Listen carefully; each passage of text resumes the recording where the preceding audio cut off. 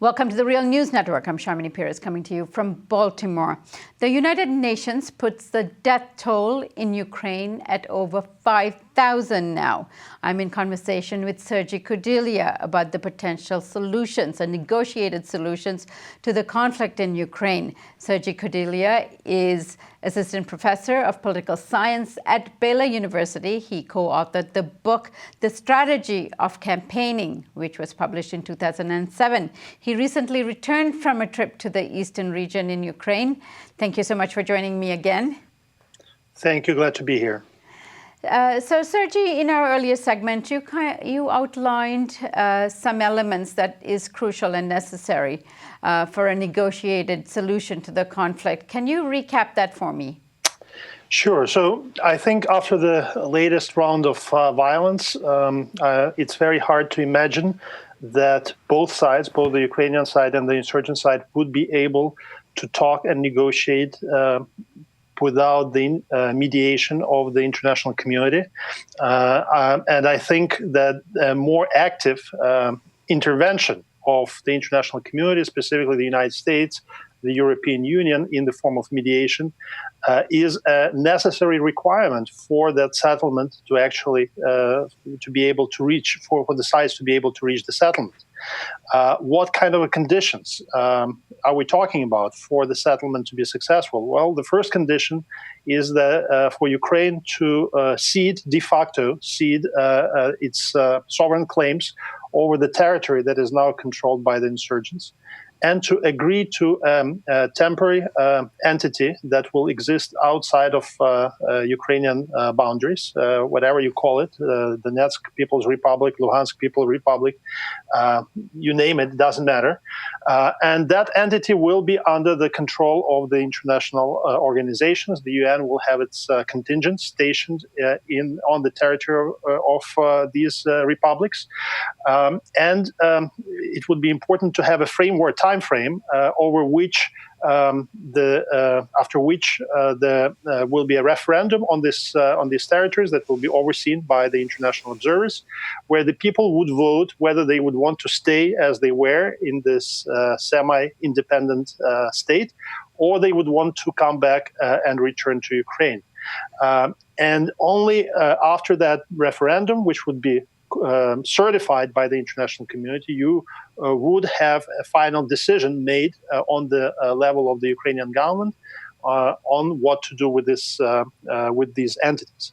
But I think, as I said, it's important that the enforcement should come from the outside, from the United Nations, from the United States, EU, and Russia. These are all the international players that have to play to enforce that kind of agreement between the rebels and the Ukrainian government.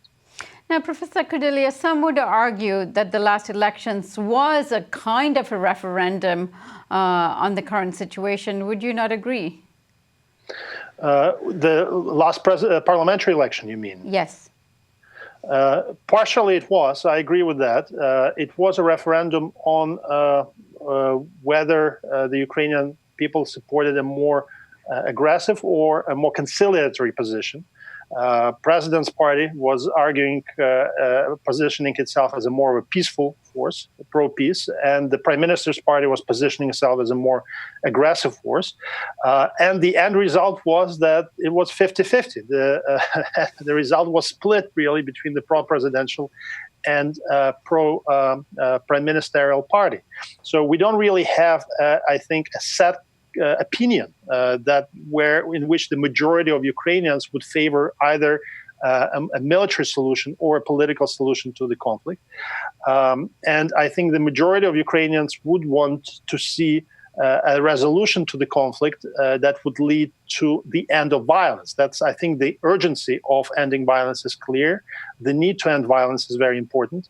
And we are seeing that the mobilization, the draft that has been announced several days ago by the president, that draft is now being resisted by many, even in Western Ukraine. The locals are not willing to join the army, which many view as being incompetent and corrupt.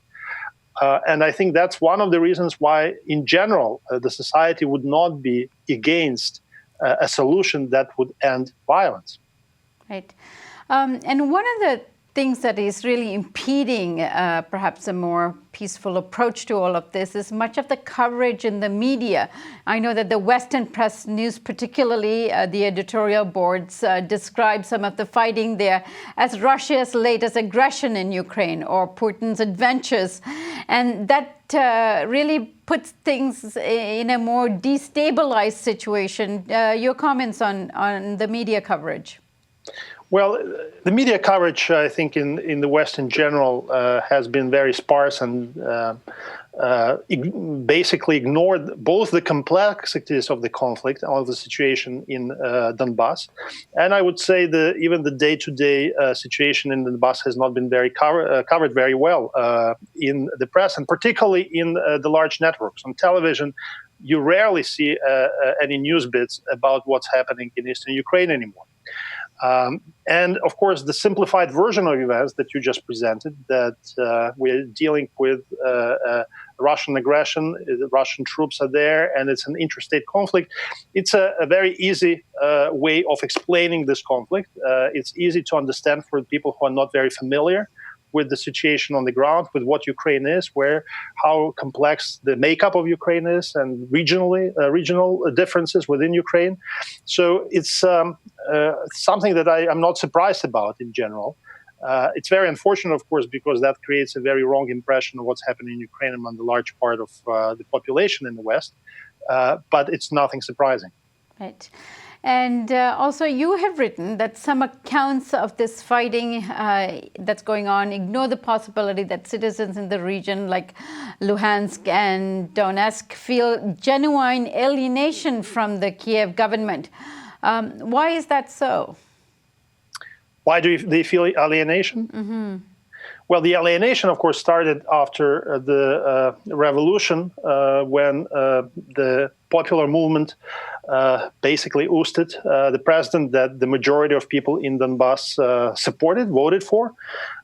Many of them were not actually supportive of him anymore at that time. But the way the change of power happened in Ukraine, the way the power was captured in a sort of with the use of violence, of course, on both sides, that really became an issue of contention, an issue of grievance for many people who live there. They disagreed with that, and that was the sort of the initial push for the mobilization of people on the streets with the demands for greater autonomy, for the recognition of their political rights, etc. The way that initial popular mobilization transformed into the full-scale military resistance, of course, has a lot to do with the response of Kiev to these popular demands. And the response of Kiev, of course, was to send military troops, tanks, into this area to try to quell what they saw as a small group of people basically creating trouble. In reality, the Ukrainian authorities misread the situation as well, and they recognized it a little too late, I think, in the process. Only later in the process, they recognized that there is a grassroots support for that position. It's not about just a dozen of people who are creating troubles and making these separatist demands. But there is a grassroots support for that. And they realized that only when they suddenly saw people on the streets meeting these tanks and asking them to go away, to turn around. And of course, instead of trying to pursue negotiations with this movement, with the people who represent this movement, they started to use force in large numbers, very excessive force that led to substantial civilian losses. And so, of course, once you have this kind of a situation, the conflict escalates, and the grievances accumulate, and people are become even more grieved, even more alienated. So at this point in time, from what I understand, it's hard to imagine that many of the people who live through this fighting and live through this conflict, regular people, not necessarily rebels, the insurgents, would be willing to accept their future as part of Ukraine. And that's really what a very unfortunate outcome to this very mishandled and incompetent military campaign that the Ukrainian government waged in Donbass. Right. And is there, getting back to the rebellions, is there a genuine rebellion leadership emerging here? So in November, of course, the insurgents used that moment when the fighting calmed down to hold their own elections and institutionalize themselves, create their own organs of power, bodies of power. And so you have the two leaders of these unrecognized republics who claim certain popular support and who were elected in these elections that actually neither Ukraine nor the West nor Russia recognized. But they thought that these elections legitimized their rule. And from what we are seeing now,